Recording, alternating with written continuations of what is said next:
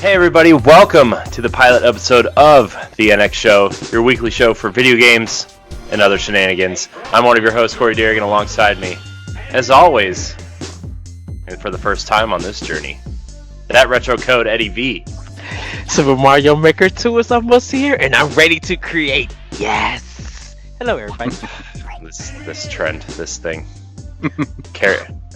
Okay. Also joining us is the wise Wisconsinite Jesse Douglas. How's it going, everyone? Wearing my Portal shirt. Nice. I'm wearing my shirt I grabbed out of the closet because I was running late. This is what I grabbed. Honestly, I was hoping it was my Zelda shirt because it was the second shirt in line where my black shirts are. Nope. Missed it. I actually picked up Portal 2, a new copy of Portal 2, because I owned it, but I don't know what happened to my copy. Like, I can't find it. Is it backwards on Xbox? Yeah. Oh, yeah. And it's not. I gotta see if it's part of the sale, because if it is, I'm pick up Portal 2. I love that game. Yeah, you can't buy it on the Xbox One. You have to go on the actual 360 in order to be able to buy it. What? You can't just buy it from No, you can't. It says it can't be bought on this console. You have to go. You actually have to go to the 360 to buy it. And then it will be backwards compatible. Look, I'll be at GameStop because I need to renew my subscription. Better do it now. It's going up in price, and you're losing all your perks. So yeah, I heard about that's so stupid. It is. I'm sorry. We have to address this before we get into everything. Yeah. So, for those who don't know, GameStop's they're getting rid of the Elite Pro, which is the $20 a year thing. Mm-hmm. They're bumping the price up of the regular Pro membership, and they're taking away your 10% off used games. And they're just giving you a $5 voucher every month. But the $5 voucher can only be used during that month. So it's like, they're just giving you $5 a month. So you're saving like $60 a year compared to if you're buying the multiple used games. Yeah, you'll but save you more can't than that. Yeah, but you can't save you can't like say, oh, I'm going to save all my $5 cards and use them at the end of the year, because you can't do that. Yes. And buy one game. Yeah, it's so stupid. I'm sorry. That was my GameStop rant for the Can't have a show with us three without a GameStop rant. But this is the NX show. The problem is always been to like how they don't really give you much of anything for the games. Mm-hmm. Like when you trade in. Mm-hmm. The problem is that not only do they barely give you anything for the games, they barely give you a discount off the game compared to buying it new. I know in a lot of cases. It's like $57.99 now instead of $54.99. Yeah, really they changed that? Yeah. Wow. Because all the other the local used places by me, they if you don't get a lot of money for the game, chances are that's because they're gonna sell it for really cheap. Yeah. So to get rid of, to constantly be making money back off of it is the best way to do that, is to sell it at a price that people will want to pick it up. That's the thing, is they're not doing it. They just don't do it correctly. You can't give someone nothing for it and then turn around and sell it for only $5 cheaper than the new copy. Right. And then expect them, because what are they going to buy if you're giving them nothing, and as a trade-in, then how they're not gonna, it's easy. It's just, because the thing about it is that people don't want to keep these games. If you already spent $60, why are you trading in the first place? Don't you have a way to still continue to buy games, whether you're getting it digitally or physically? You still have a way to buy games. You don't have to go and trade your copy in, but people always make that decision to go to GameStop and trade it in. So whatever your expectation is to get from a game, it's never going to be met. You already know what the practices is. If you're upset and you disappointed about it, then stop doing it. Stop trading it in. You can always sell your stuff at a garage sale within your community. But I just feel like I think it's kind of like the whole like the pawn shop thing. It's people want, or they're guaranteed to get money for it instantly. It may not be as much as they would like for it, but if they want the money instantly to get the new game because they don't have enough money for it upright or whatever. But at the same time though, like then all those used games are just sitting there though because they got such high prices on them that no one wants to spend that kind of money for a used game, because at that point you might as well just buy the new copy of it, because you're only saving $5.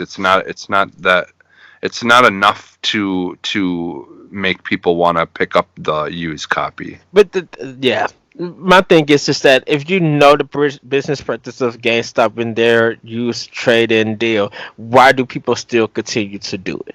Yeah. Why do you still continue to support that? You could be mad and upset, but if you're going, I think a lot of places that's their only option. Okay.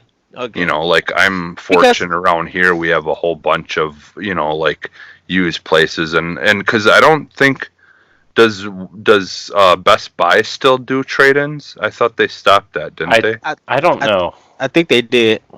I think they stopped, but I'm also not 100% sure. So yeah, yeah. But anyways, I still think I really think GameStop's in a lot of trouble, and like they're trying to find to cut costs, and now it's starting to affect the consumers. So yeah. I mean, I feel bad because a ton of people, if that place closed, like if GameStop goes out of business or whatever, a lot of people are going to lose their jobs. But at the same time, it's just like, man, that the whole just like upper management is just like. Well, it's going to be the fact that people are going to be stuck with physical games, and at this point in time, you kind of need your physical games. Definitely with the story of Steam and GOG not delisting the Telltale games. If you literally don't own that digitally already on your system, or you don't own the physical copies of those games, you'll never have a chance to play them again. Mm-hmm. And if you sell like a used copy that I guess it still would download, I don't know how that will work. It's going to be set at a high price. So, and plus if a game got a limited print, and the only way to get it is used, if you can't buy it at GameStop anymore because they're closed down as a business, what then? Mm-hmm. Well, for me the biggest loss would be that's one less place that we can go to get like accessories and things. Because like honestly, like that's the thing is like that. Like it will be a bummer to lose that place just because of all the things that aren't copies of games for me. Like that's not why I go there really anymore. I go there to get like the like the different kinds of game culture like stuff that they have there, be it shirts or action figure things or all the other stuff that's there, like the Funko Pops and all that stuff, like in my opinion are what make it a place still worth going to. Mm-hmm.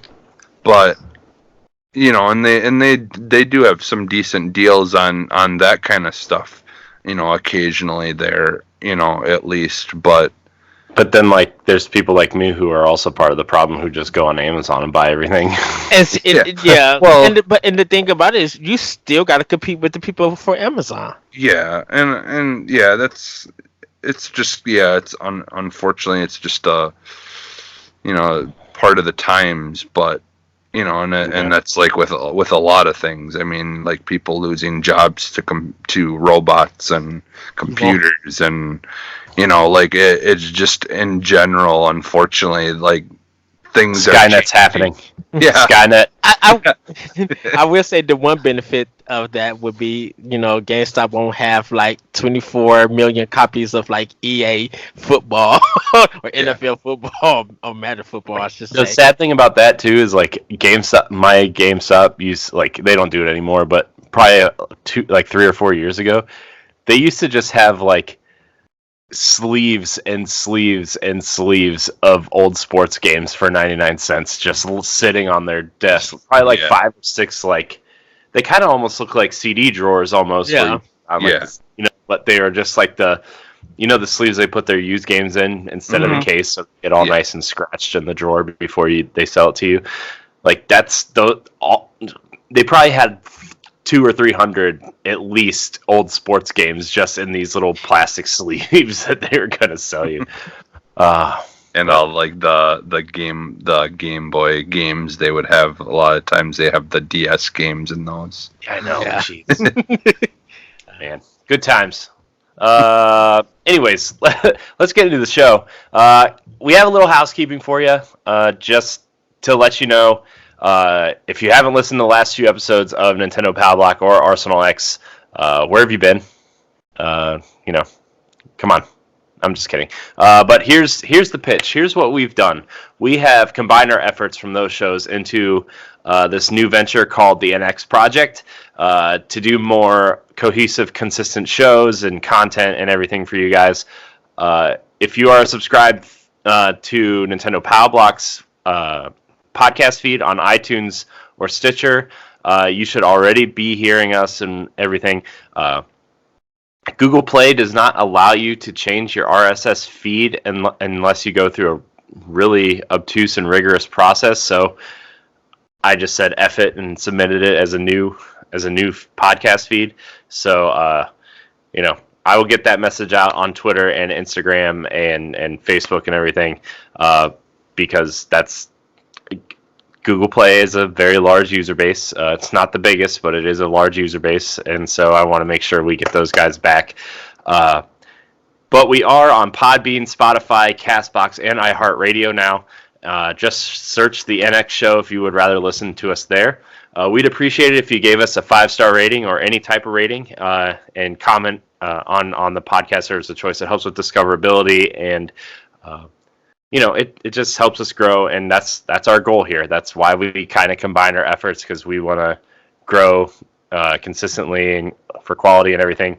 All of our giveaways from Nintendo Power Block and Arsenal X are carrying over, though we did delay our giveaways. So we're going to announce the giveaways or the winners of the giveaways for Dead Cells, Celeste, Katana Zero, and 3 months of Game Pass next Saturday. That is Saturday, June 1st. During our first live show on twitch.tv/the NX Show, as well as announce our next giveaway. I'm very excited about our next giveaway. Very, very happy, very excited for it. So yes, tune in that Saturday or the following Tuesday on your podcast service of choice to find out what our next giveaway is and if you won. So you can also find us on Twitter and Instagram at the NX Show. If you've already been following us following Nintendo Power Block on those feeds, you're already following us. We just use the Nintendo Power Block stuff as a jumping off point, like we explained in the last few episodes of Power Block and Arsenal X. So you should already be following us. Also, if you are in the Nintendo Power Block Facebook group, you are already in the NX Show Facebook group. But if you're not, facebook.com/groups/the NX Project, and like our Facebook page. Still working on getting that up and running. Facebook does not allow you to change names very easily, because when we came up with it, I grabbed codename NX, and I want to change it to the NX Project. And they said it violated their rules and regulations. I'm like, oh, but you can show some people getting murdered or, whatever in videos all over the place, but I can't change the name of my Facebook page. Real, that's awesome. Yeah. So, can I do a quick plug about that? Everybody, if you don't know the magazine Wire, I said check out the latest issue of it. They actually do like a big I think 12-page spread about Facebook, and it is some drama of craziness. Yeah. Yeah. Sometimes I'm just surprised at how these companies are kind of still functioning. Yeah. By the way, if you see me clap my hands real quick, there's a gnat flying around my face, and it's really bugging me. So, if you hear a loud clap, it's because I'm trying to kill it. Also, I realize that this summer is going to be very long recording the show because I have to have the air conditioner off to record the show because it's right above my desk, and we don't have central air. So that's why this fan's right here. Anyways, where was I? Right. All of our social links and temporary YouTube URL will be in the description. All of our content will be there on our YouTube page and our new website, codenamenx.com, with returning favorites such as Squad Goals, Royale with Cheese, Nindy Showcase, now known as Indie Masterclass, and other great shows. Also, NX Plays. Just, random Let's Plays. Just going to throw them up there. Our podcast, Expansion Pass, coming back. Very excited for that. You'll probably hear one about Call of Duty if you go over there real soon. Basically, if we ever just get on and start talking about stuff, we're just going to record it. There's probably not going to be an intro. I found it. Missed it. We're just going to record stuff and throw it up. It's not going to be any intros or anything. So, but also, Real Talk from the old DNA days is coming back. We're very excited about our new content. We're going to roll it out slowly because we want to make sure things are consistent. But, I want to kind of have that roll by the end of summer. So my family's home. That's our AX mascot. So, yeah, welcome to the NX show. Let's get into what we've been playing. We play video games, guys, right? We play video games sometimes when I have time. Jesse, we're going to start with you because we played something similar last weekend, which, was pretty awesome. Yeah. So, yeah, I did play a little Rage too, but I mostly was just playing a lot of Black Ops for some Blackout this week. Yeah, me and Corey played it last weekend, and then it just got me hooked back into it again because I hadn't really played it much up until other than trying to get like the free tier unlocks or whatever occasionally. I really wouldn't like sit and actually just play it though much, and so me and Corey did over the weekend, and then I just got hooked right back into it, and so I've been playing it any chance that I get this week and trying to get all the unlocks, and I think I'm at like tier 49, so all I got to do is unlock one more, and then I've unlocked all the stuff that they show you, and then after that you kind of unlock random stuff or whatever. But I finally got my 10th win in solo mode. Nice. So I want to keep on trying to get wins in that so I can unlock the calling card that you get. I think I have to do 20 wins, or maybe it's 15. I don't know. I haven't gotten a chance to check it out yet, but yeah, is enjoying that again, and I like the little change that they made to the map. And yeah, I don't know how long they got it going on, but they brought Pursuit back, which is kind of like the one that me and you played, Corey, the Alcatraz one, where it's like if you have a teammate still alive, you can respawn or whatever on the next closing of the ring or whatever. Mm-hmm. And then it's just there's a whole bunch of police cars and regular cars and stuff all over the place, and it's a quad thing where you have 4 people, but it's a lot of fun too. So I wouldn't mind Sorry, getting back into that and trying that out again because that's a returning favorite. So that one's pretty fun. Yeah. But Nice. I think that's pretty much it for me because I didn't like this week. I didn't really play a whole lot. Just kind of playing that to finish all my tier unlocks basically is why I got back into it again because I feel like I'm wasting my money that I spent for the season pass if I don't try to unlock all that stuff. Because like the last tier thing, I didn't unlock all the new guns, so I'm missing some of the new guns, and I don't know how that works if eventually there'll be an option to still unlock those. I don't really know how that works, I guess. So nice.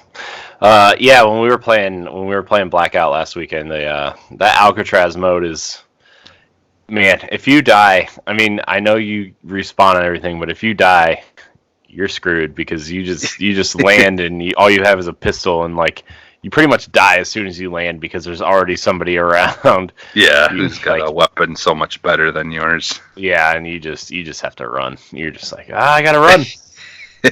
So we got didn't we get like second or third a couple of times? Yeah, we got like the first 2 games we came in third, and then I think we got second one time because I was hiding under a tree with a pistol. Yeah. And there was like a whole team left, and I was like, pass. Yeah. That's right. Yeah, there's like 3 or 4 guys left on the other team, and it was just you or something like that. Yeah, I was literally just hiding under a tree.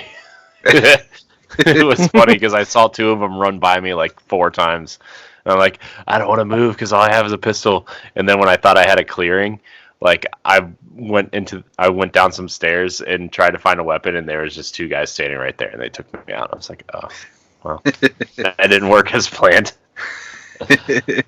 Oh man. So Ed, what are you playing?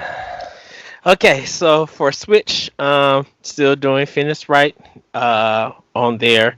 Played a little bit more Dead Cells, the new DLC, Rise of the Giant was released, but I haven't got to try it yet because I still haven't beat the Dead Cells yet, and I need to. I did pick up Max and the Brotherhood, but I haven't started it yet. I got it on Switch, Jesse. So. Oh, you did. Yeah. You remember I had told you that I had bought it? That's weird because like I could have swore I bought it, but for some reason it never went through. It never went through. Okay. It never I don't know if I just maybe forgot to push the the final button to finish the transaction or what, because I could have swore I bought it, but I went onto my Switch to play it and it like said it wasn't there and it said I hadn't purchased it yet. So. Oh wow! I did pick up a couple of games. Oniken, it was just like this kind of 16-bit platformer action game. Gato Roboto, it's a Metroidvania game where you play as a cat and a robot. And that's pretty much what I did for Switch. I am tempted, like literally probably after the podcast or by the time you see this, I'm just going to go ahead and buy the digital version of Monster Hunter Generation. And I'll explain why when I get to Xbox. Yes. I saw you playing Monster Hunter World today. And that's why I'm going to, when I get to Monster Hunter World, I will tell you why I might buy Generations for Switch. But I'm going to hop onto my PlayStation 4. Beat Borderlands Game of the Year. Also beat the first DLC, the Ninja Assassin Claptrap one. Beat that. Really enjoyed it. Played a game called Line Light, Line. Great music. It's almost like Hook in a sense, but you got to find your path and do these correct ways on how to get through the screen. So it's just like you create these paths to get through the screen, but the music is like really like enjoyable, laid back, and like so danceable. You can actually dance to it. Jesse, you might actually like this. This might be like up your alley. And you can look it up on not PS4. You can look it up on YouTube to get a feel for it. They have these red lights that that if they get you, you explode, which makes you do the whole level, that whole section over again. Loading doesn't take long or anything. It loads right back real quick. But the red little line things, they provide the drum beats for it, for the beat that's going on. So if you get rid of the red line and stuff, you go back to like the laid back chill music that the game starts you off with. But every time you see the red lights thing come in, they always playing a drum beat to it. It's really really cool. Hmm. I think I paid like $1.49 for it on PlayStation, PS4, and I will rebuy this game if it comes to Switch. It really is good. Played another game called Zodiac, or Zodak on PlayStation 4. It's kind of like an 8-bit, in a sense, Atari Gallagher style game. It, it's fun. It's something to waste your time in, but nothing like really serious to get. I'm like, okay, you only 49 cents, so I'll pick you up. So it was really cheap on PS4. But I am getting ready to get back into doing Neo and Nino Kuni 2 on PlayStation 4. Because I have a project that I'm always do for the summer, so I'm getting ready for that for it. But moving to Xbox One, before I get to talking about Monster Hunter World, I still need to get back into Rage and Sekiro. Jesse, forgive me. Uh, just playing other stuff and getting hooked on it just takes your time away. Trying to Mhm. balance multiple games, like you try to stick to one and you can't. Uh, I have a hard enough time trying to even play one game, dude. I feel like this is like 3 years worth of games for me. Dang. Wow. Yeah, like for me, like what I play is all depends on my mood. So that's why I always like I'm the same way where I have multiple games going on, So it's always a mood thing. I just don't feel like playing certain games some days. Yeah, I hear you. That's why I haven't played a lot of Xbox. Like you probably haven't seen me on a while because I've been playing PlayStation 4 and Switch, trying to get stuff done with that. But for Xbox, I did pick up Spec Ops: The Line. Just gave in and did it. I also picked up Lost Planet 2 and Shadows of the Dam. Um, I never played Lost Planet 2.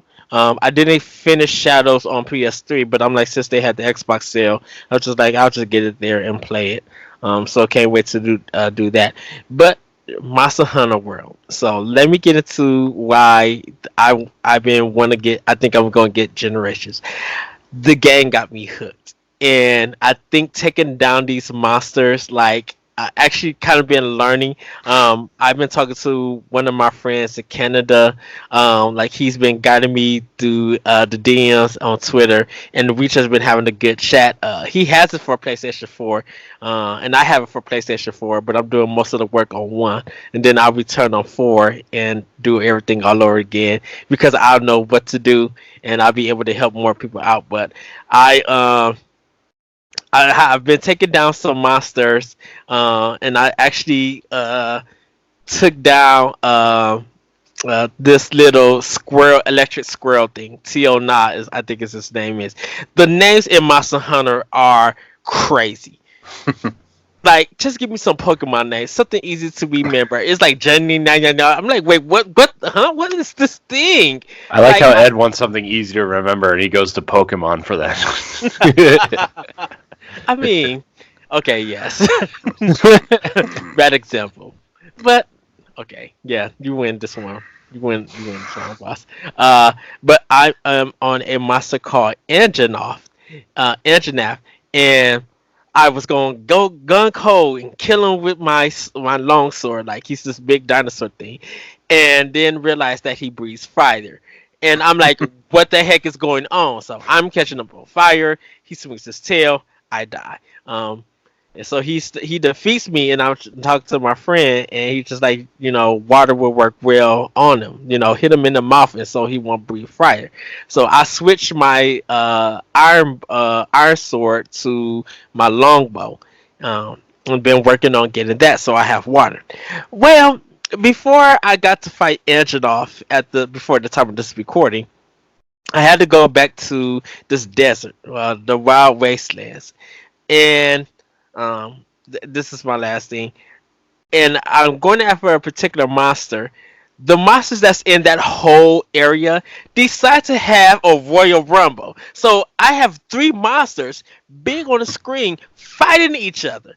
I have a rock monster, I have a dragon, and I have this little fish thing that I'm fighting.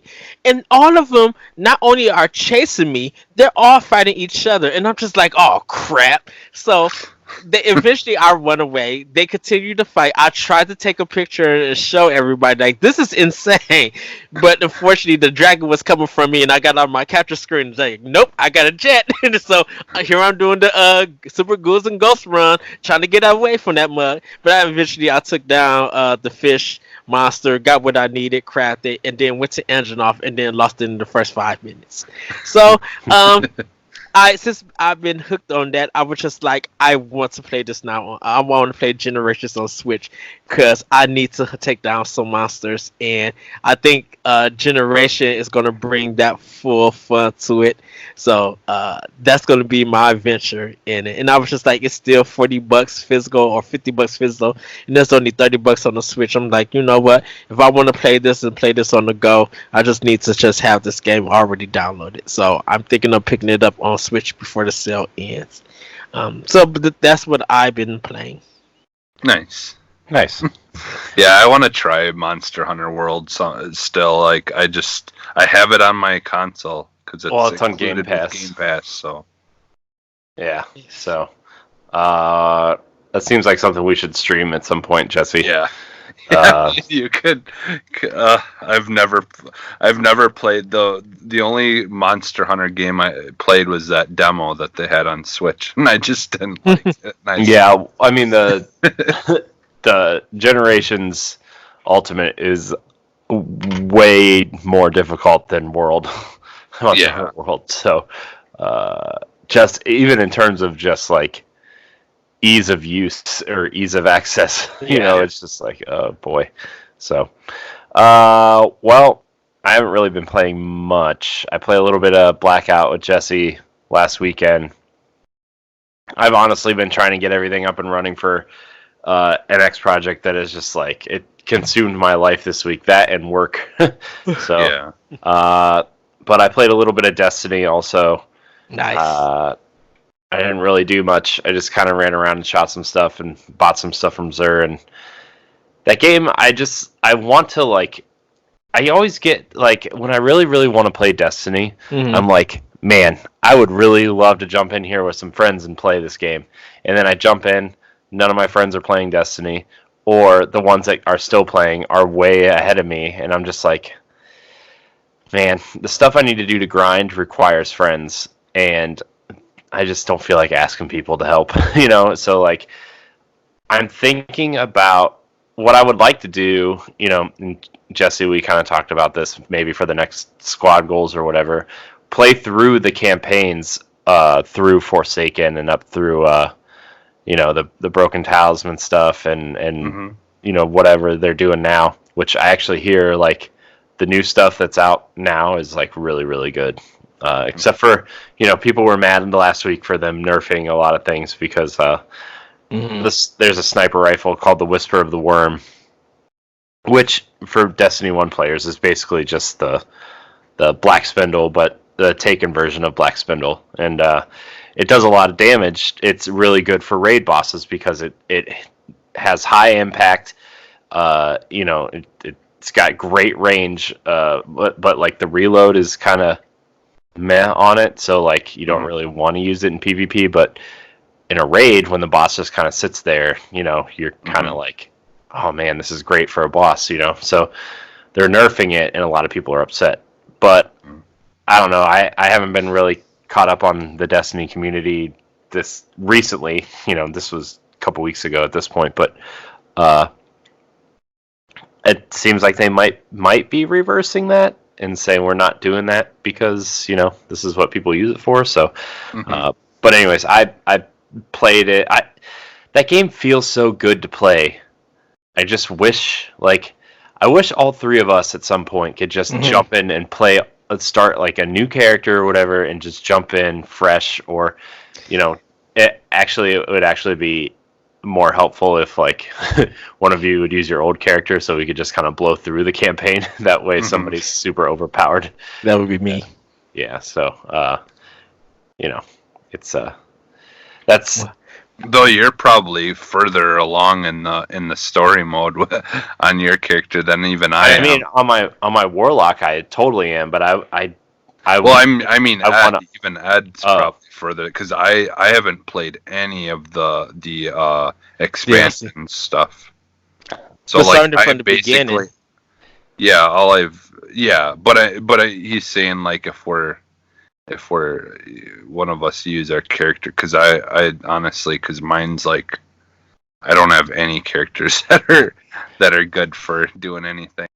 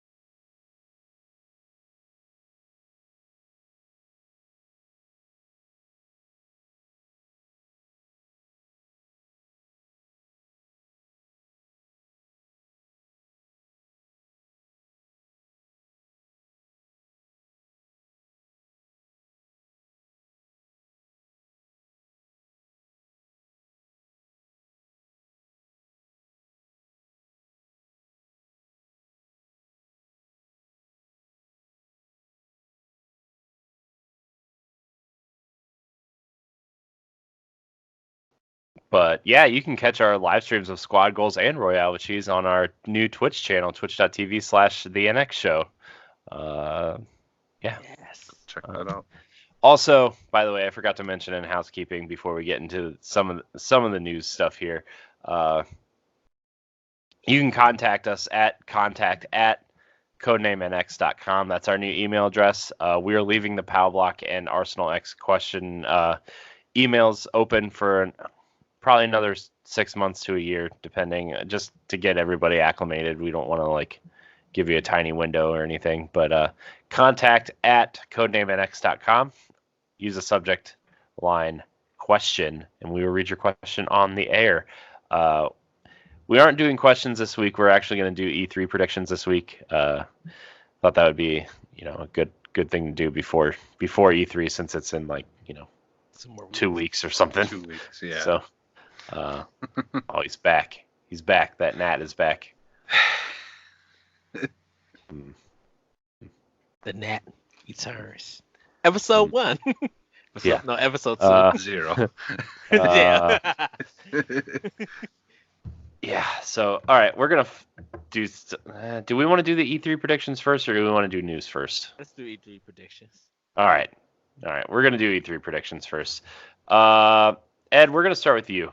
Let me explain first. We're gonna go around, and we each have 3 E3 predictions that we're just gonna kind of discuss and throw out there, and then we have some news stories to do, but if we need to cut some of them out, just because we started late and Ed's got to go to work and everything, so we're gonna go around 3 E3 predictions each, and then we'll get into some news.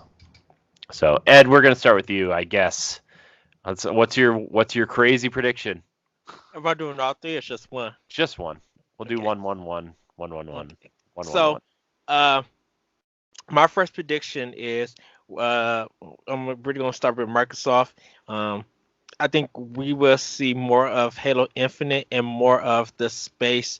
Uh, um, what is it? Is it spaceship or space something? Wherever that engine is, that's running Halo Infinite. And I probably think that they're going to be using that engine for the rest of their game. So the other 14 developers that they have, or 12 developers that they have, all will be using that engine. Um, for future games. I think they're going to be running stuff on one engine now. I don't think they're going to do that because I think there's too much with EA. But that engine that Microsoft is using for Halo Infinite, that's all Microsoft's. So to save money, they could use that for their first party stuff. Microsoft could use their own engine. Yeah, I mean, I guess that would be interesting. I'm just trying to, I don't know, be interesting. Jesse, I guess unless you have anything to say about Ed's crazy prediction about them showing Halo at E3. No, but I'm just messing with you, Ed. I was kind of having a hard time of like coming up with some things that we haven't like technically already talked about, but like, and this was something that we've kind of touched on in a news thing earlier, but I think that we're going to actually get an announcement of Scalebound being revived. That would be interesting. Which is weird because that article just recently came out about how Platinum was, trying to take some of the blame off of Microsoft for that cancellation. And I think that's why. I think they're doing some pre-damage control. Can I tell you, Jesse? I think that Scalebound will turn into the next Fable. Like where it would be an alternative. You mean like an alternative to Fable, or you think that they're actually going to be doing the next Fable?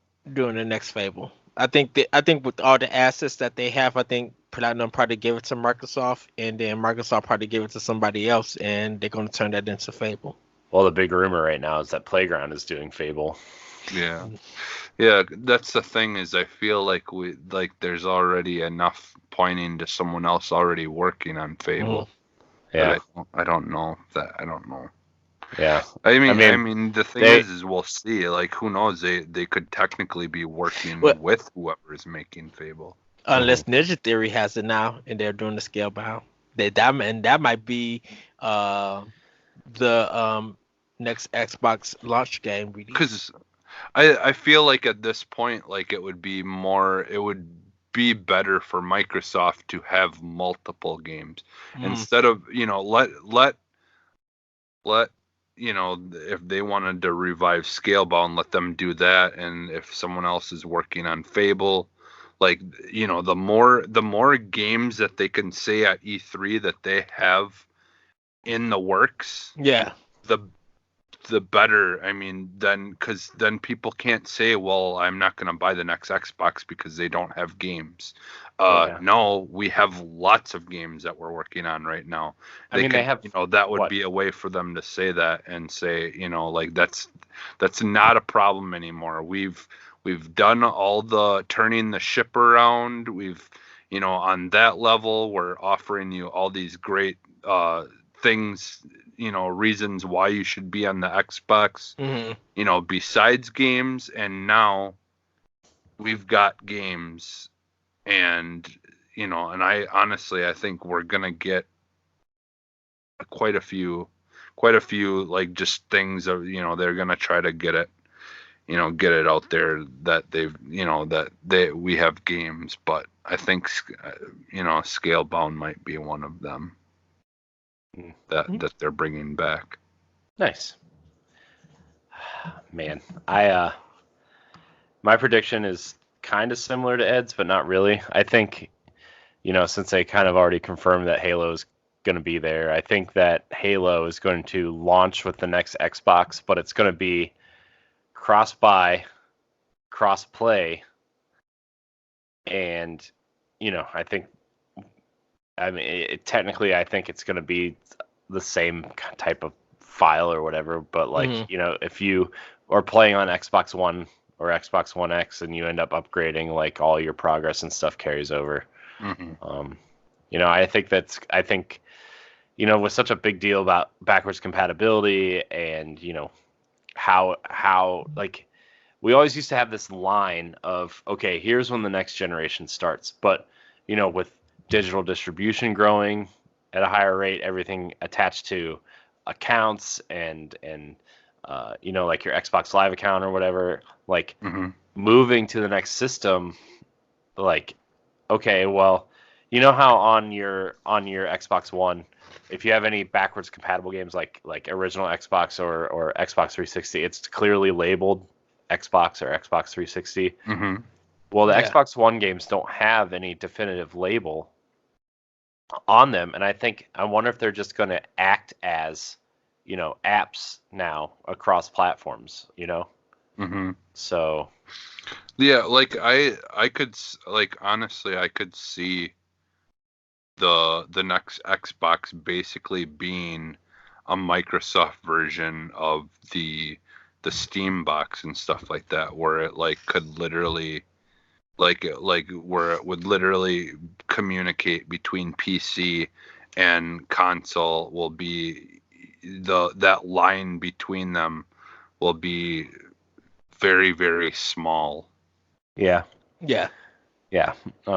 So yeah, I mean, like you said, I think that the PlayStation 5 and the next Xbox are just basically going to be upgraded. Like if you were to play games on a PC, right? And Yeah. if you buy something through Steam, you're going to be able to play that game theoretically until Steam goes away. It doesn't matter how many times you update your PC or anything. And I think that's the future that Xbox and PlayStation at least are moving towards.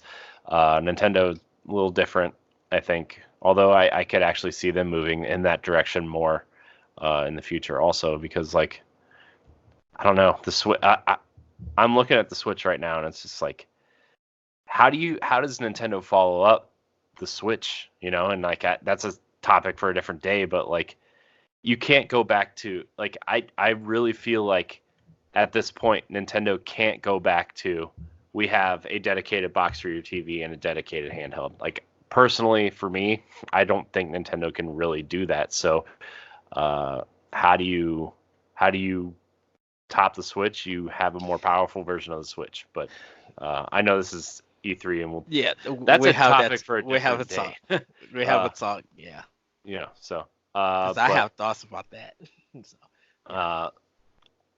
So, yeah. uh, yeah, that's my prediction. Halo Infinite is going to be a launch title for the next Xbox, but it's going to be cross-play and cross-buy from Xbox One and Scarlet.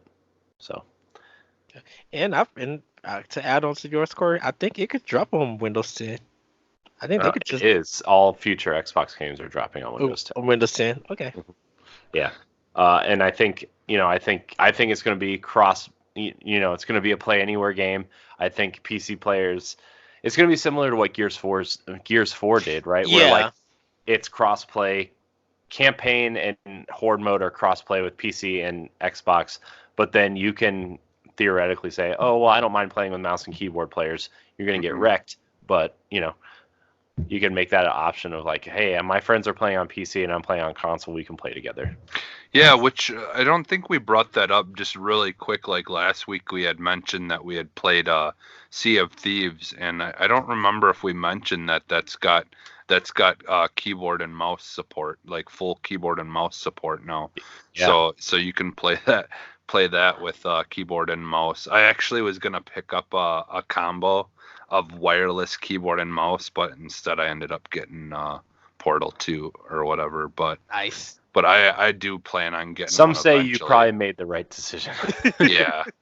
Yeah, well, I do want to get a keyboard and mouse for the Xbox wireless one, so then I can just make it easier for typing and stuff too. So I need to Yeah. order the USB port to have my laptop use my Xbox controller.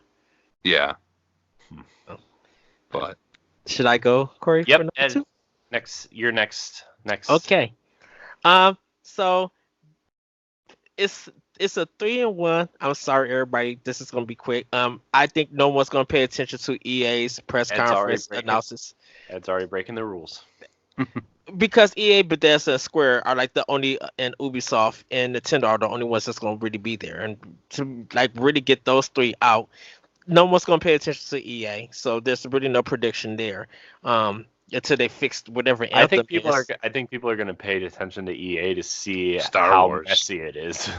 Well, I'm just if Well, they show Star anything Wars. Star Wars, I'm paying attention. Well, the Fallen Order, that's only one. Which And that's I all kind I of, care about. I almost put like, I know Respawn is owned by EA, but I kind of Yeah. put anything that Respawn was working on separate. Yeah, Just but there's still it's gonna show during EA. It's not I gonna know, show I know, on its but- own. So I know. That's the way I think about it. I'm just like, yeah, well, sorry, Respawn. I think Square Enix is going to do the Final Fantasy 13 collection for PS4, Xbox, and Switch. I think PS4 and Xbox will get physical and digital. Switch will only get digital. And I think all three games will be $59.99 across all three platforms. And plus, we'll see the next platinum game that they were working on with Square. For Bethesda, I think we'll probably get Wolfenstein Youngblood's date. Like we'll get an actual already have a date date. for. They did? Did they date it already? Yeah, it's like a week after. I think it's like July 28th or something. Oh, I I think- missed it. I Yeah, didn't see them do a date for it. because- Yeah, it's like the same week as Fire Emblem. Okay. Did they date Doom 2? No, we don't have a date for Doom. We don't have a date for Doom 2, so we'll probably get an announcement for that. And I don't know. My assumption is, and then I'll July hand it over to 26th is Wolfenstein. Wolfenstein. Okay. I don't know. I'm assuming that CD Projekt Red is going to be showing Cyberpunk at Microsoft's conference, or I wonder if they're going to be just having their own showing for that game. I don't know. It'll probably be at Microsoft's, Or Microsoft's. but it'll probably be at the PC gaming show too. Just Mhm. because I'm sure, like, you know, we probably, you know, I think Ed's probably the only one that's going to watch the PC gaming show. I'm going to be quite honest Yeah. with you. I'm gonna But like, watch it. I think normal people that are watching the Xbox show will want to see Cyberpunk. But I think CD Projekt Red's going to want to show off, this is what it can look like if you have a super beefed up PC, you know. And I think people really want to see how far that game can push PCs, because The Witcher on PC looks drastically different than it does on Xbox. Yeah, and I'm not, and then I'll hand it to you, Jesse. I'm sorry. The PC one, I am gonna watch it. If they keep that format like they did last year, I think it'll be a hit again. Because last year's was really good on how they bounced with tech, but was announcing sales and some indie games and stuff. It almost felt like a Nintendo Direct Live in a sense, but they did such a good job. And some of the games that they showed at the PC one is coming to all the other consoles. But it was just a good flow, a good 2-hour flow that they have. So I would love to see that again. So Jesse, I'll hand it over to you now.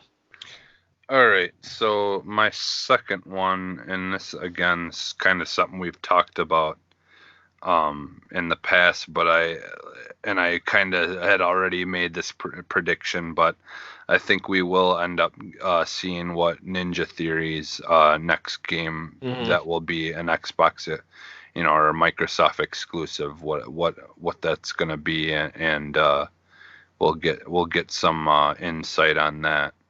And I'm excited. I think because I just feel like it's been long enough now that they've probably been working on something, and yeah, so it's, you know, like that's the thing, is it like this E3, like with all the different people that they've picked up and stuff, it's gonna be exciting. I can't wait. I still think they're going to buy Starbreeze. I still have that feeling. I don't. I think Starbreeze. I think they will buy the developer, the developer of Payday. I think they could buy them. because Starbreeze is going to be trying to sell off assets to stay afloat because But they don't have enough money to stay open. Plus Starbreeze has had a lot of like negative, with the negative publicity with the police raid yeah. and just like all kinds of stuff. So I had a question about that. Is Starbreeze a publisher? I always thought they were a developer only. I think they're both. They're both okay. They're a publisher, but they have an in-house development team, and they also own some studios. Okay. All right. So yeah, and I'll just leave it at that. I think we'll see Ninja Theory's new project. Also, Ninja Theory put achievements in the Switch version of Hellblade. Thank you. I mean, the achievements on the Xbox and the PlayStation versions aren't anything. You literally have to beat the game and find all the lore stones. Those are the achievements. So yeah, that'd still be nice. Anyways, it's my turn, right? Mm-hmm. Yes. Okay. I think Nintendo is going to show off Retro Studios' project that's not Metroid Prime. I think because I know they said they're only focusing on games this year, but they said that last year, and they showed how many new games last year that didn't come out last year. So about 6. yeah, so I think Nintendo's going to show Retro Studios game. I personally wish it would be a new IP, but I think it's going to be that Star Fox racing game that they didn't show last year that was rumored. So that's my thought. So I don't really have anything else to say about that, but I think they're finally going to show Retro's new game. That's not Metroid Prime 4. And I don't think they're going to show Metroid Prime 4 because I don't think it's anywhere near close to being showable. Except for the fact that I do think that the team that was working on it has usable assets that I think maybe Nintendo might have saved, but also, if you follow Retro, they like to do everything in a particular way. So, that's... And knowing their crazy self, they probably took that, retooled it, and then added some more craziness to it. Yeah. So, that's my second prediction. Ed, what's your final prediction? How many predictions do you have in one prediction? I only have one. So, and this is Nintendo related. I think Nintendo, of course, is gonna. I think they're going to showcase a new Pro controller and Joy-Cons, and I think it's going to be probably for Astral Chain.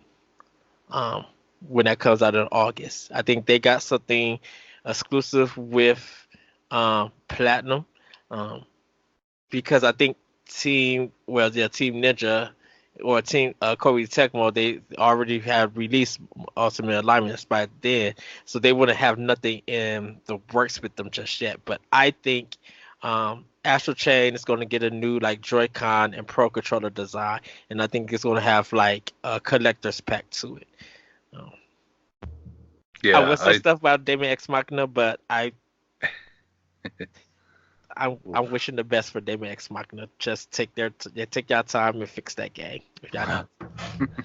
Oh man, dude! After playing Anthem and going back to the Daemon X Machina demo, I was like, boy, like Anthem. Say what you will about Anthem, but they got flying controls perfect, and playing Daemon X Machina was just like, whoa. You know what it reminded me of? It reminded me of those really bad Gundam games on PS2. Ooh, that's what it reminded me of. Not that I like really remember playing, and I'm not even a fan of like Gundam or anything, but I remember playing those games. Yeah. And I was like, man. Also, Zone of the Enders came to mind a little bit, except the HD version plays a lot better than I don't know. I had a real issue with Daemon X Machina's controls, and like, I was in the minority though, so Ed, I know you really liked it, and I know Matt and Moose really liked the demo. So like, right. there's And I think that's why that feedback was very welcome. That they actually got a demo in people's hands to be like, if we got to delay this so we can have better quality. I like that they did that Hmm. compared to what they did the Anthem and how the product turned out to be. I'm not saying that the flying wasn't bad at Anthem. It was great. I agree with you, Corey. I just think that they should have got it out in people's hands early so they could avoid the problems that they had in advance. Yeah. Yeah. So, but anyways, Jesse, anything on that note before you give your final? No, I think that that would be pretty cool because I'm definitely that's a game I'm definitely looking forward to is that Astro Chains game. It's it looks very interesting and yeah, for them I think it is going to be a big game for them. So for them to make something like that, based around it, I could definitely see that. For me, this is just me being hopeful, but I'm hoping we get some Pikmin 4. We will. I mean, you and me both, dude. You and me both. I just can't wait to play a Pikmin game again. Like I said, if we don't see it at E3, we'll see it later this year at Nintendo Direct. Yeah. Yeah, I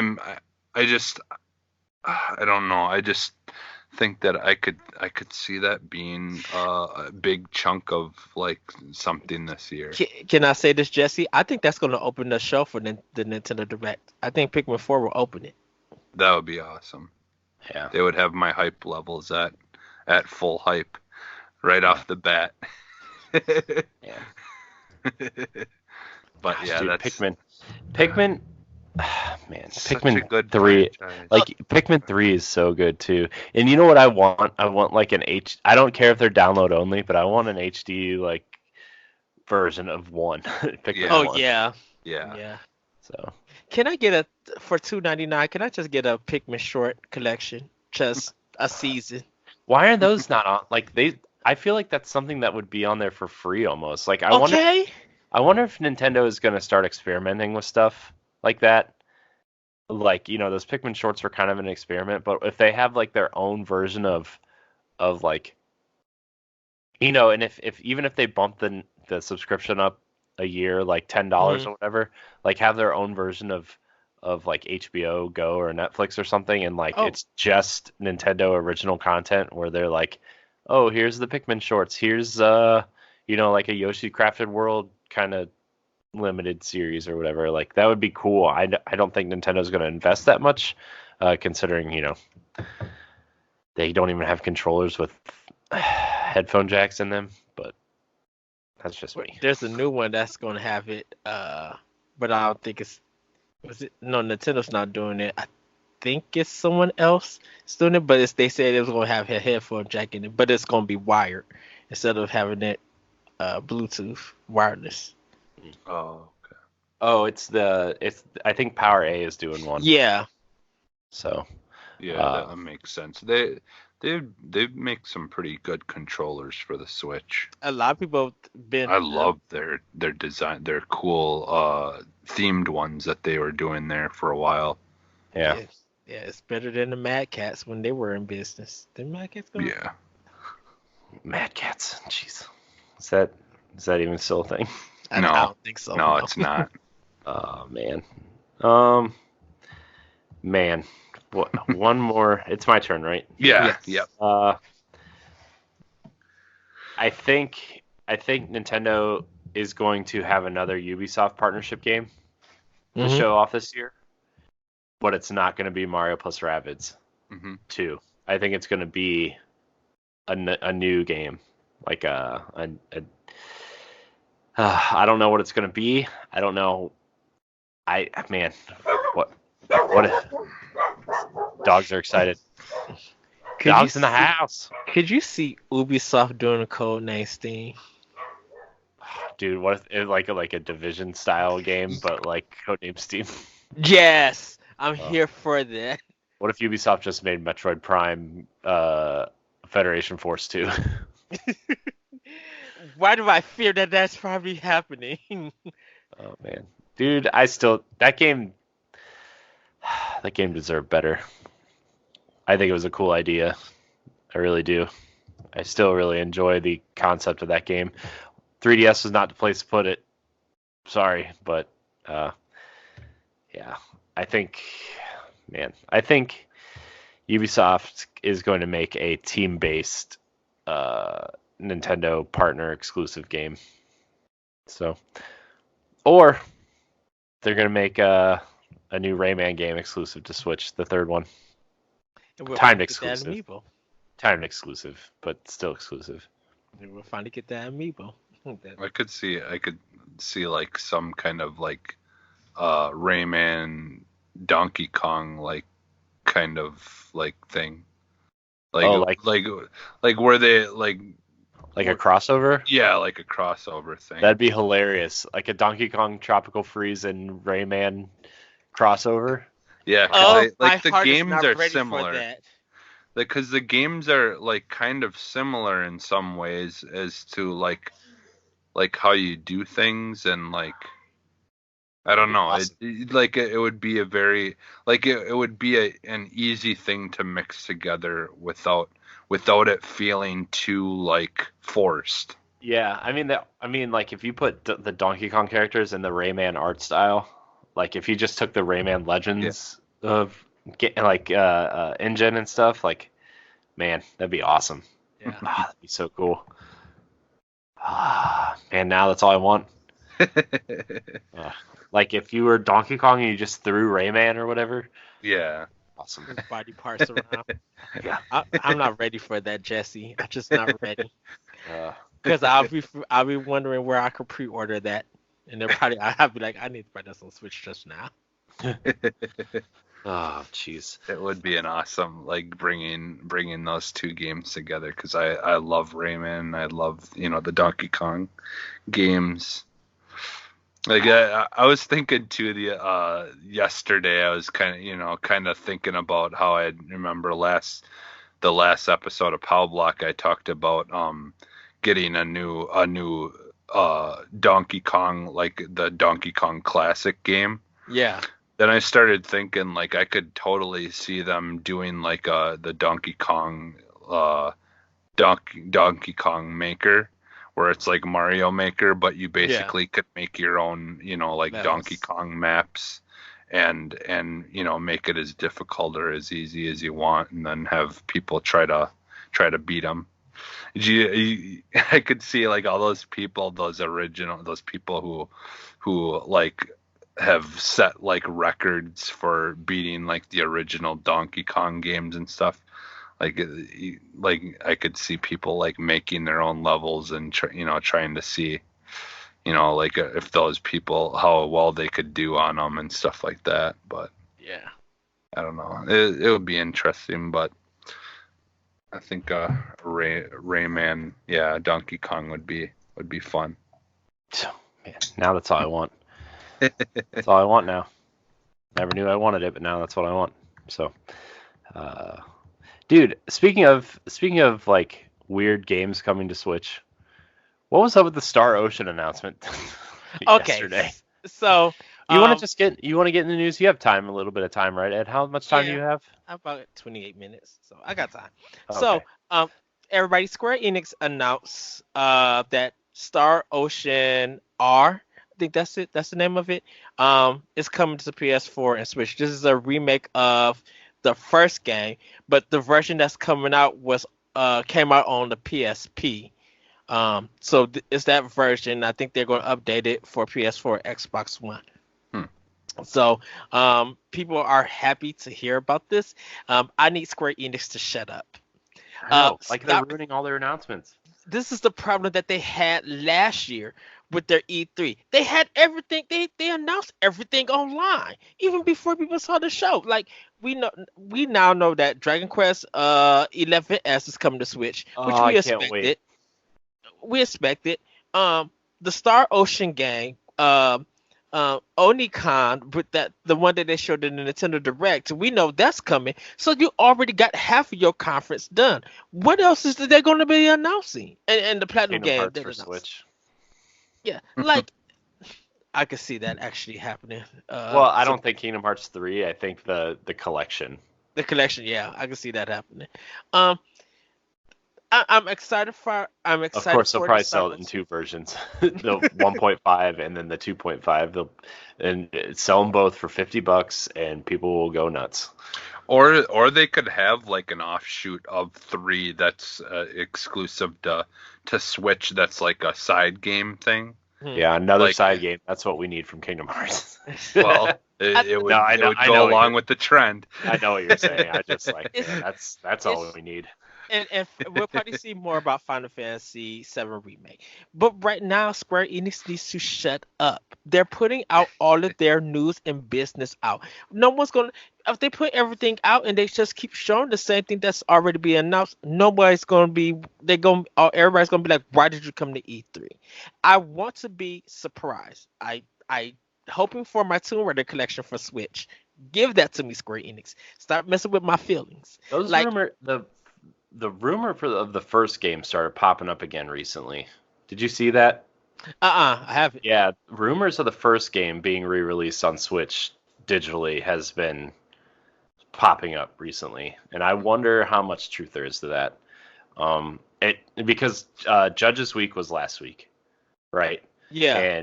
And you know, for those who don't know, E3 holds Judges Week, where like one or two representatives from the biggest outlets on the internet go, like, you know, IGN, Forbes, Game Informer, you know, one or two representatives from each website go there to play the games, so they can, you know, do pre-coverage.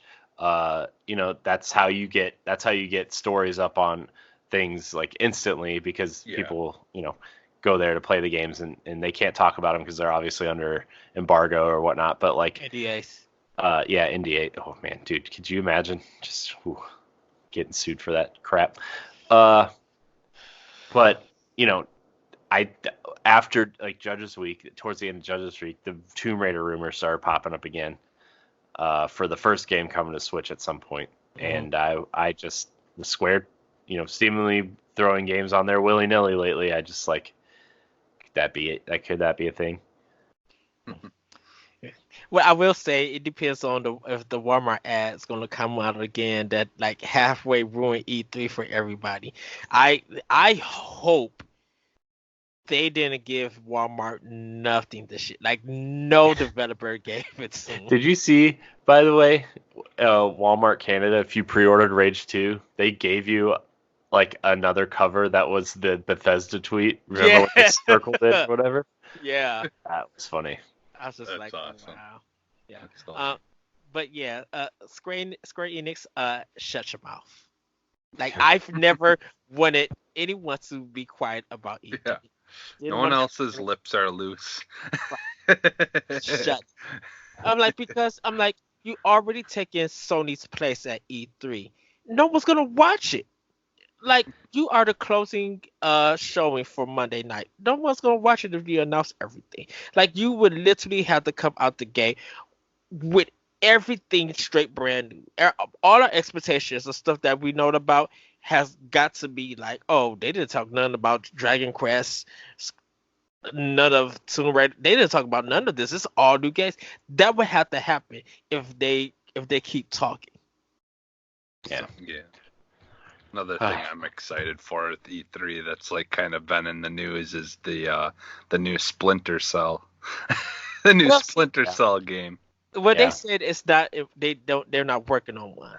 Wow. Well, yeah, but that's after one of the developers tweeted That they were working that on. they were working on one, and he was out like He partying was with joking. friends, and No, he and wasn't. then he But that's what Ubisoft said he was. But that's what joking. Ubisoft said after that story came out. Ubi said no, they're not working on one. He was just joking. yeah, but I don't know. I you know what? I will agree with you, Jesse. People have been wanting one for like how many years now? The last one came out in what, 2012? Yeah, Blacklist. something like that. I think because of the next Ghost Recon game, they'll focus on that on Ubisoft. But I would use that game before Ghost Recon. The Splinter Cell, I would use that as an announcement before going on to Ghost Recon. Well, Well, let's see. and the thing is Ubisoft. Ghost Recon, like, I mean, Ghost Recon is still Popular. but at the same time, like, people have been wanting a Splinter Cell so bad. Like at this point, it's them just leaving money on the table if they're not gonna deliver what like people have been wanting for so long now. Yes. Like it's just really hard to believe that Ubisoft would be that careless. nearsighted, I guess you could say. But I don't know. I just don't. I think that there was just a mess up and like whatever. I think he did just let loose too much, and they had to do damage control. I don't know. It's just this E3, man. I just can't wait. I wish it was tomorrow already. Okay.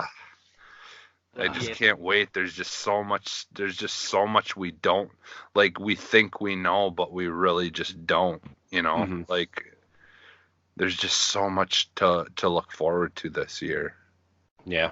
Especially just even from just Microsoft alone, the fact that we have no idea of really anything beyond Halo and Gears that they're working on. Like, we have no idea. We can't even begin to imagine what they could be doing. So I bet Christ. Microsoft shows off Forza this year. And Ori the Will of the Wisp, like Yeah. with Move Studios, like asking, trying to hire more people. Mhm. I was talking to Larry about this. I was just like, I think that game might get delayed, but they might Yeah. bring some people on to do DLC or extra content, Yeah. or they may actually do a Switch port of that game with the first one. Like, yeah, maybe they'll do a that Switch stuff can port. Yeah, they could do a Switch port of the first one to keep it in the in the eyes of the consumers, but the second one would be a new console launch title or something. What were you gonna say, Corey? I wasn't saying anything. Oh. I was working on a transition into go the ahead. next story, but everybody is still talking about this, so I was like, I'll Sorry. just wait. Go ahead. I was gonna say, speaking of things, games we're looking forward to this year. There's a new trailer for Marvel Ultimate Alliance 3 that confirmed a lot of X-Men, which some people were kind of concerned, but we got Magneto, we got Psylocke, we got Beast, we got Deadpool. There's a lot of X-Men in this trailer, so it was pretty exciting to see. I'm already gonna buy the game, so. Yeah, I know, but I'm just excited because I'm glad, because Wolverine was there and Rogue, right? At Yes. the beginning, but now it's like, okay, we have Scarlet Witch is going to be in there, Nightcrawler also, just a lot of X-Men, and it makes me really happy. There's going to be like the Smash Brothers of Marvel characters in this game. Pretty much, yes. Well, because the X-Men characters have been pretty dormant for a while on almost all things for the most part, haven't they? Yeah. Because they weren't in the last Marvel versus Capcom and stuff like that. So it's like now it's like if you want to get hype around the game, it's like put the X-Men in it because they haven't been in anything in a little while now. Yeah. So. Yeah. Yeah, I'm pretty excited for Marvel Ultimate Alliance 3. I know a lot of people are concerned, but I'm like, as long as it's just good, I'm all right. Yeah. I don't need it to be a 10. I need it to be like a 7. And I'll be fine. I'll go. All it's got to be is a really good handheld game, Yeah.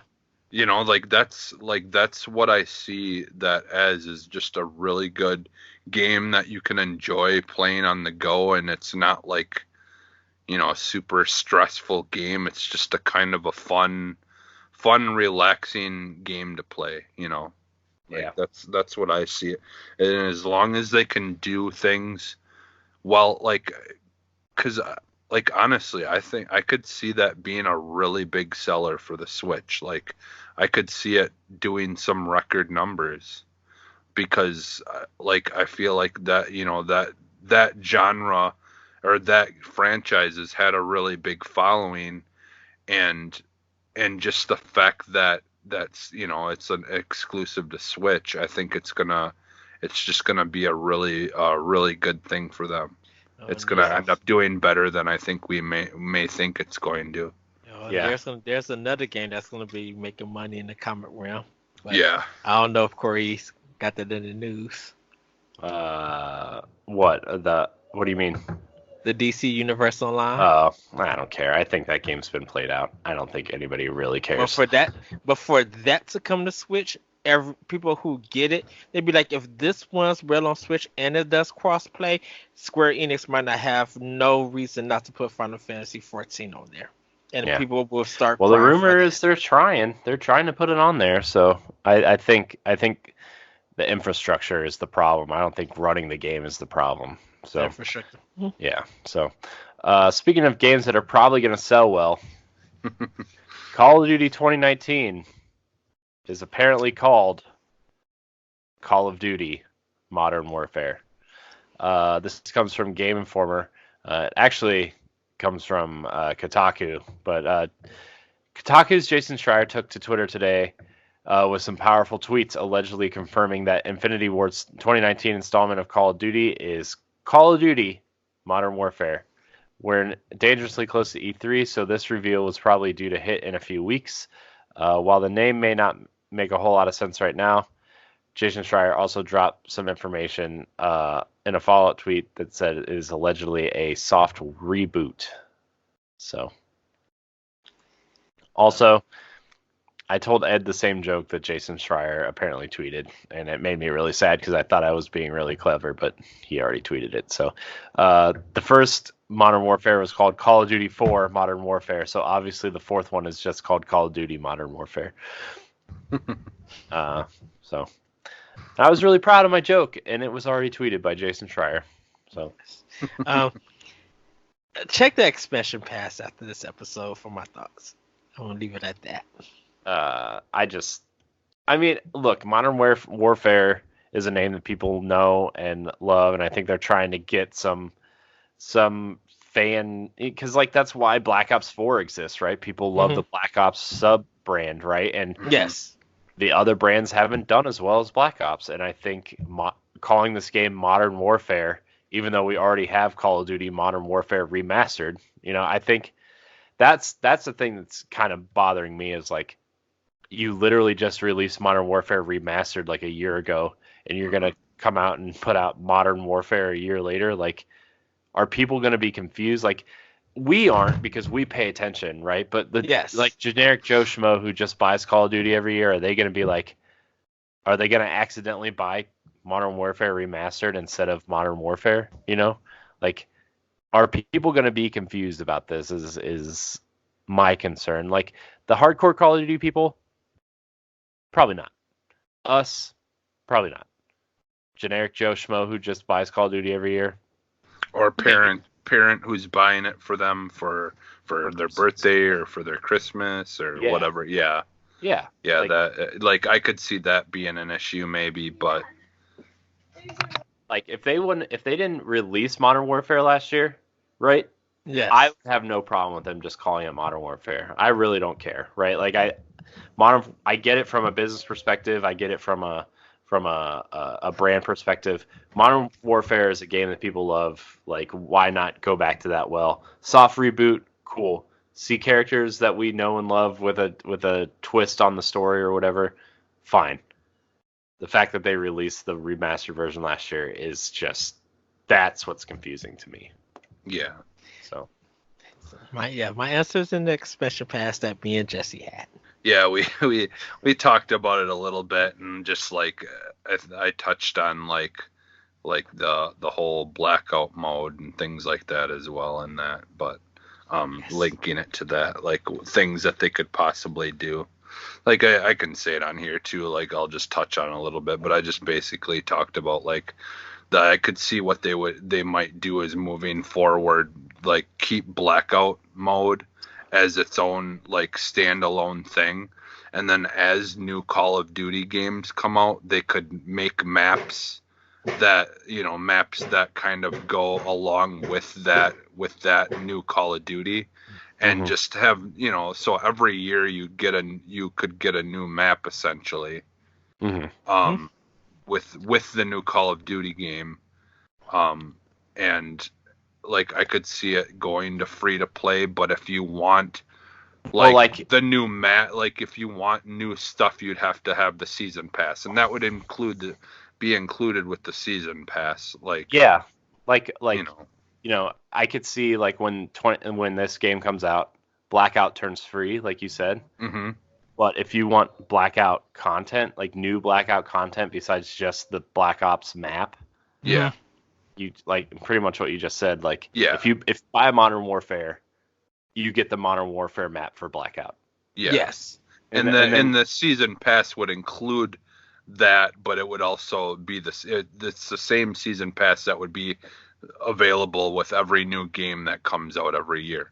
Like, like it will include all the normal perks you would get of a season pass for the regular, multiplayer stuff and all that, and all that for the new game that came out. But in turn, it would also, include the tier stuff and all that for the unlocking stuff for the Blackout, for that year.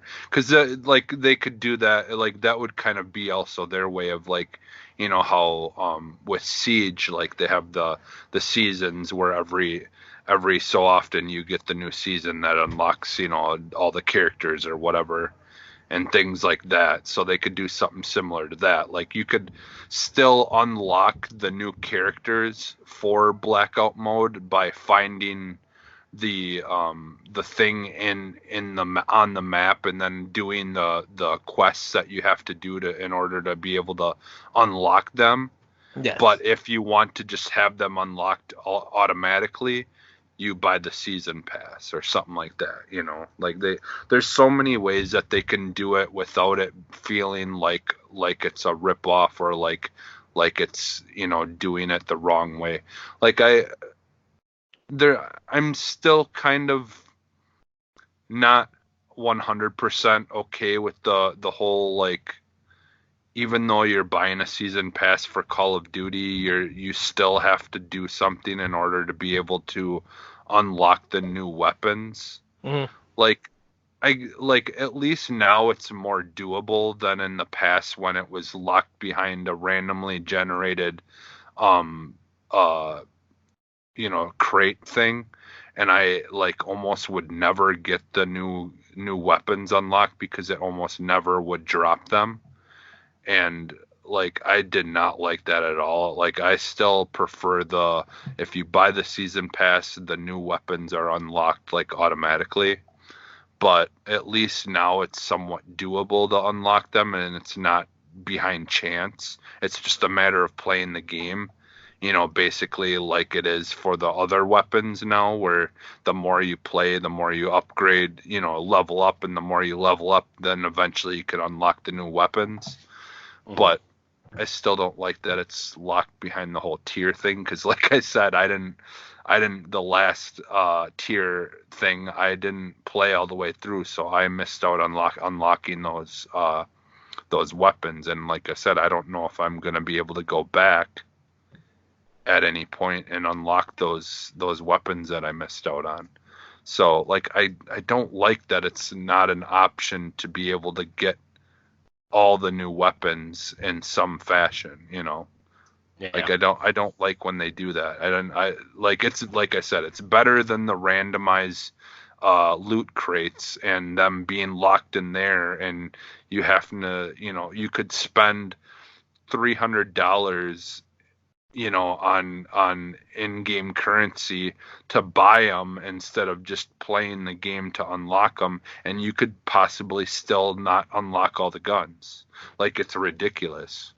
Like, because you could, you can get duplicates of things. So like, even though you spend $100 or $200, you might just get a whole bunch of duplicates and still not get all the guns. Like, I just don't like that. I didn't like that at all. I was pretty mad about that. So I don't know. I just wish that they would figure something different for the new weapons, and not put them behind something where you can possibly never get all the new weapons unlocked, even though you spent extra money for a season pass. I don't know. Yeah. But yeah. Well, looks like we'll find out this fall. Yeah, we'll see. We'll see what happens. There's a couple other news stories, but we're gonna cut it right there. I want to thank everybody for watching the NX show. You can find it live starting June 1st on twitch.tv/the NX show.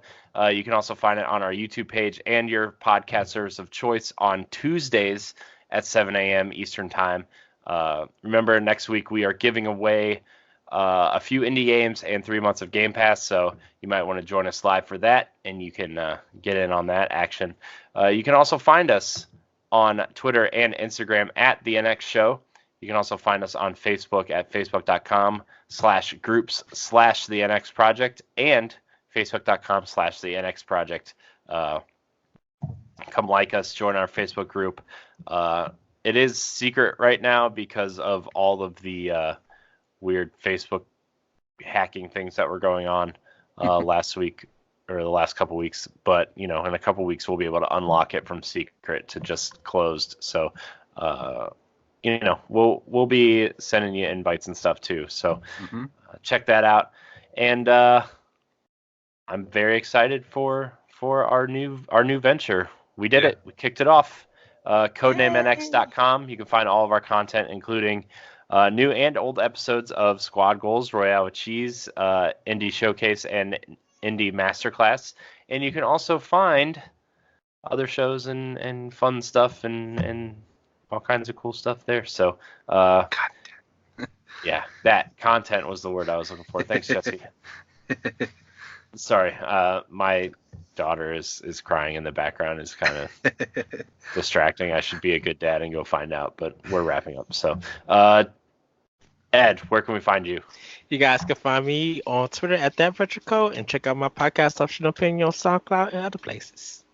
Yeah, that was quick for Ed. Jesse, where can we find you?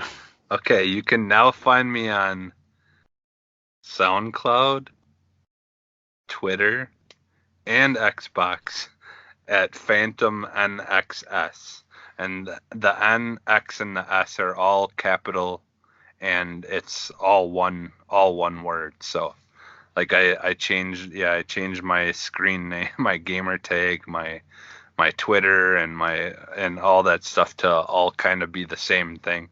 Eventually I'll probably change my like Instagram or whatever, maybe too, because but the thing is I don't use that. I don't honestly use that a whole lot.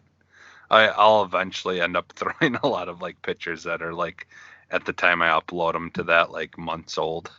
I just like for me it's just so much easier to just either put it on Facebook or Twitter. Twitter. Those are the two things that I worry about, and even then I don't worry about those a lot. So, but well, you can find me at CorianHD713 on Twitter. You can find me at CorianHD on Instagram and Twitch. You can also follow us on Twitch at twitch.tv/the NX Show. You can contact us by email at contact@codenamenx.com. You can ask us questions, comments, concerns, thoughts, ideas, all that good stuff. Give us a follow on Instagram and Twitter, all that good stuff. I'm working on outros and intros for this. It might take me a couple episodes. It might take me a couple tries. I'm so used to doing Pow Block now, and it's just not, So you can check out all of our content on codenamenx.com. You can also find us on the internet. So I want to thank everybody so much for watching and or listening. Watch us live or join us on your podcast service of choice or on our YouTube page. Like, subscribe, and share. And until next time, we love you. Bye. Everybody. Woohoo!